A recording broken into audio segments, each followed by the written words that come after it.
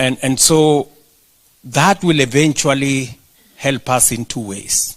Number one, we will substantially reduce the cost of living, because a huge portion of the expenditure of citizens is expenditure on food. It goes all the way to 55%.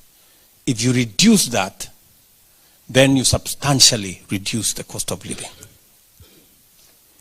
So my assurance to you and to fellow citizens in Kenya is that because of the interventions we've done in the agricultural sector, we have reduced imports of maize, for example, by 80%.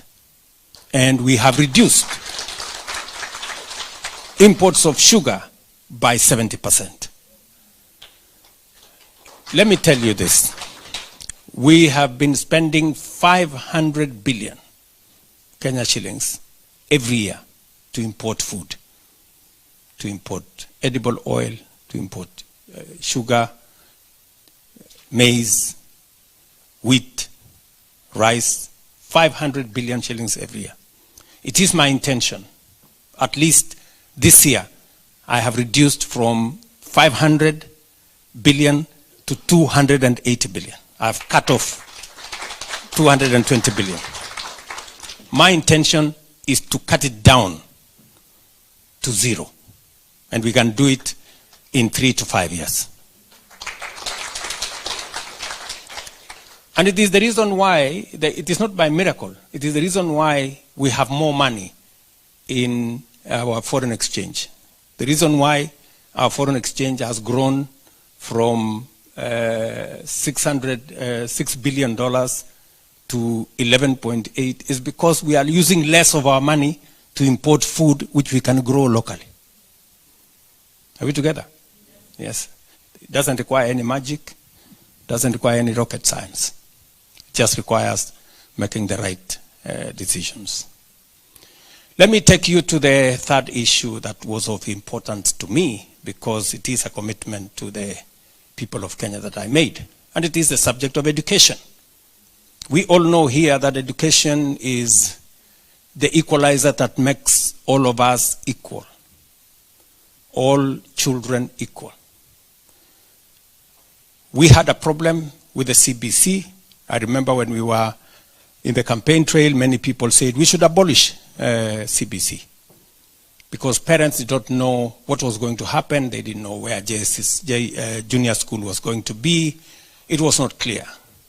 So when I got into office, the first thing I did was to set up a task force led by Professor Munavu, and I put there very seasoned educationists and other professionals. They came up with a roadmap, which we quickly implemented to sort out CBC. We had huge problems with our university funding model. 23 universities were technically bankrupt. Many of them were paying half salary to their lecturers. You know that, cases of Egerton and many of the others. And we had very serious and acute shortage of teachers. So what has happened?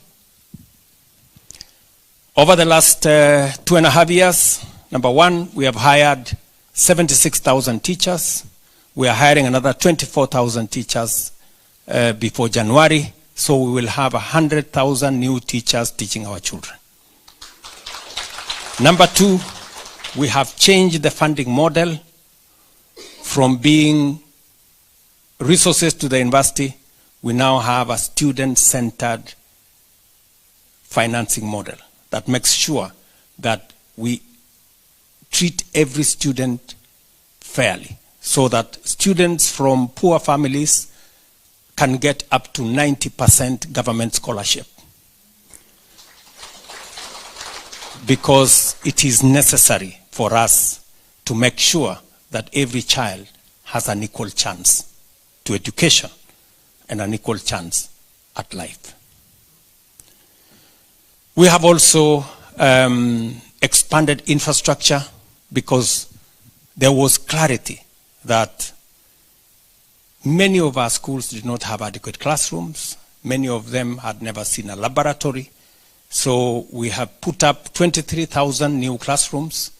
1,600 new laboratories are being built from 1st of this month, so that we can create sufficient infrastructure to give an equal chance to all our children to do their education. So in that space, again, you had, there was kelele, because we said, you know, how do we, my child, I pay 200,000 every term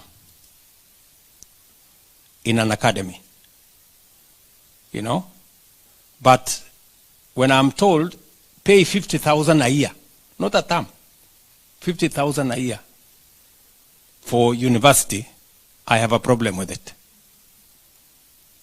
You know, because we have to live within our means. We couldn't afford to pay for all our children in university. So we had to reorganize that funding model, and that's why we made it student-centered. So a bit of kelele here and there, but we have since stabilized it. I remember going to cooperative university in Karen. And I had a conversation with the vice chancellor, I think he's called Professor Kamau. So I asked him, Professor, I want a honest feedback. What is your feedback on the new funding model that we have, that is student-centered, and the other model? He told me, Mr. President, I will tell you 3 things. Number 1, I can pay all my lecturers on time. I can pay all my suppliers on time. And I can pay your taxes on time. But then he said that there is something you need to correct. There are some students that sometimes are put in the wrong band.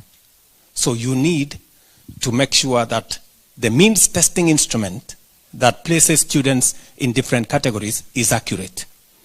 I told him, thank you very much, that is good feedback. So we are reworking the means testing instrument to make sure that it is much more accurate. So we have collected more data to make sure that when we place a student in a certain band, it is the correct band, so that we don't disadvantage any student by putting them in the wrong band. I know it is, I know time is running, so I want to conclude by saying 2 final things. We also agreed, and you heard me speak about it, about health. And I did say, health is not a privilege for those who can afford. Health is a right for every Kenyan. And as a result, we needed to change the health delivery mechanism because it wasn't sensitive. We had NHIF that did not quite reach out to people who did not either have a job. It was based on people who have a job and those who can afford. But everybody gets sick. It's not those who can afford and those who have a job. Everybody gets sick. And the Constitution, Section 43, says every Kenyan, mandates government, in fact, commands government to make sure that every Kenyan has access to health. You also know that universal health coverage has been a discussion we have had as a nation for many years. It was in the NASA manifesto, it was in the NAC manifesto, it was in the Jubilee manifesto. In fact, one of our big 4 in Jubilee was universal health coverage. In this election, it was in the Kenya Kwanza manifesto, it was in the Azimio manifesto. And somebody had to do something about it.